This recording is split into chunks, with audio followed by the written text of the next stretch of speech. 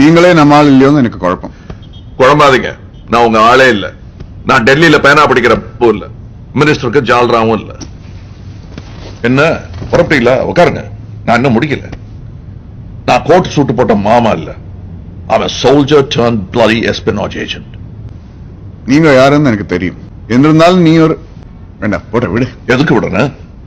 முஸ்லீம்னு சொல்ல வந்தீங்க, அதானே? சொல்லுங்களேன். நான் சொன்னாலும் சொல்லனாலும் நீங்க முஸ்லிம், அதுதான் நிஜம். அது மாறவா போறது? எதுக்கு மாறணும்? மாறாது. நான் முஸ்லிம் தான். ஜிகாதிகள் கூட தொழுதேன், அவங்களுக்காகவும் தொழுதேன், உங்களை மாதிரி ஆளுகளுக்காகவும் தொழுதேன். நான் என் தேசத்தை நேசிக்கிற முஸ்லிம், மக்களுக்காக உயிரை விட தயாரா இருக்கிற முஸ்லிம்.